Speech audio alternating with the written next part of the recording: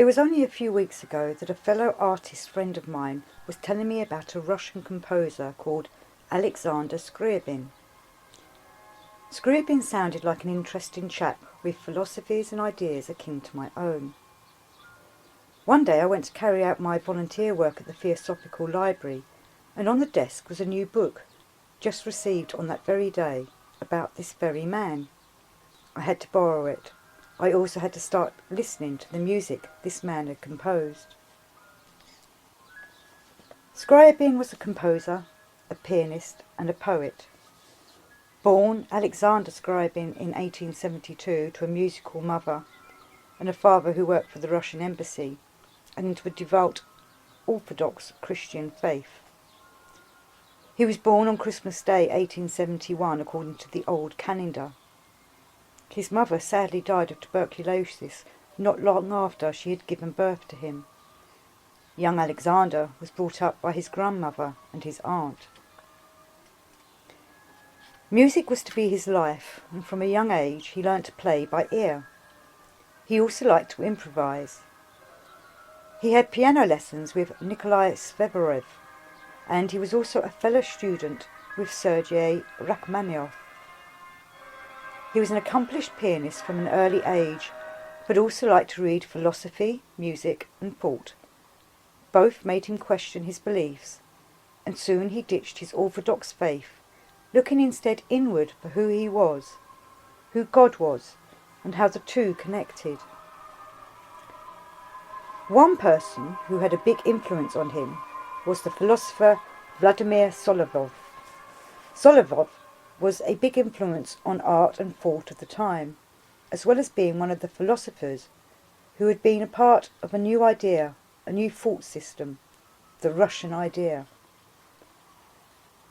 The Russian idea was a new approach by Russia thinkers, a term used to define specific spiritual features of Russian cultures, its history, its identity. The Russian idea was teaching Russians how to find their individual mission, to identify themselves and their culture. This was the mission Alexander took on. He believed that art was separate from reality, and through art one could return to one's spiritual roots, perhaps reach an ecstasy, an intuitive thinking, and or maybe esoteric or ecstatic inspiration. He believed this could be found in one's art, be it painting, poetry or music. In fact, Skryabin became so concerned with all this that he had to rethink rationality and what it was, to the point that he began to fear it. Skryabin began composing a piece called Poem of Ecstasy in 1905. This was the same year Skryabin discovered the works of Helena Petrovna Blavatsky, the lady that started the Theosophical Society. He first read The Key to Theosophy in a French translation, and that led him to reading Blavatsky's magnus opus, The Secret Doctrine. His French translation of The Secret Doctrine stayed with him for most of his life, and that copy is now in the Skryabin Museum, still containing all his annotations. He came to know many theosophists, and one was the artist Jean Duval, who designed the symbol-filled cover for a piece by Skryabin entitled Prometheus, the Poem of Fire. Skryabin had a three-layered philosophy: idea, feeling, wish. He wrote, "An idea which is also a feeling, an idea which is also a wish." He debated often with himself about an existence, and whether there were two versions of himself. He would write about how he wanted to be God, but knew that he was a nobody, a nothing. He struggled with understanding consciousness and living in the now. He wrote, "The only given is the present moment, which does not exist. Most distant past, you exist only in the future. I, a consciousness, a person, do not yet exist." He was struggling to find himself and his place in this world, yet he believed life was for living, and that one should enjoy and make the most of each moment. I wish for activity. I wish to satiate myself with this activity. He wrote this as he tried to find a purpose to his life. Some of his writings sound like Buddha mantras. For example, he wrote in his notebook, "Desire is suffering." He did read Buddhist texts, perhaps influenced by his theosophical studies, as well as many other theosophies and philosophies, including Schopenhauer. But in his struggles are many positive mantras.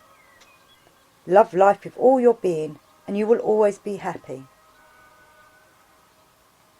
He instructs one in his notebook, or maybe himself, to fear nothing, to go forward and create, live and produce. If one can develop one's will, one can be anything, do anything. He told a friend, Rosalia Plekhanov, that he would throw himself off a bridge and not fall to the ground. His willpower would keep him afloat in mid-air. Rosalia dared him to do this, but he declined. Skryabin's approach to form was geometrical. He said that the form must be like a sphere, perfect like a crystal. He'd wanted to build his own circular building for the performance of a piece he composed called Preliminary Action, and a second piece called the Mysterium. The players and the audience would be in concentric circles with an altar at the centre. He wanted this to be a harmonious synthesis of three arts: music, dance and poetry, and mime too, which was very popular at the time. But this synthesis of the three arts was to be recognised as a single art, not as poetry, music and dance, but as one complete synthetic piece. He believed it would be performed countless times, unlike his next piece, Mysterium, which should be performed only the once. This is an unfinished musical piece, Mysterium, or the final mystery. It was to be a spiritual transformational piece. Nobody would come to see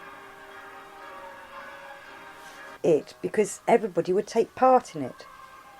The point of this piece was to connect with the divine, feel the divine presence. Mysterium was a coming together of all Skryabin's religious, theosophical and mystical beliefs.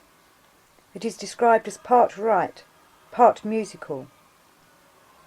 And Skryabin's plan was to write it, build a special circular auditorium and perform it in India, the land of Eastern mysticism.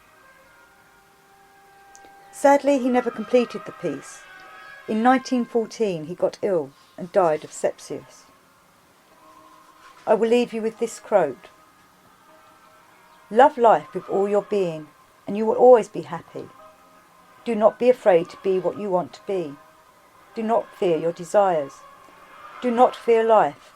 Do not fear sufferings, for there is nothing higher than victory over despair. You must always be radiant.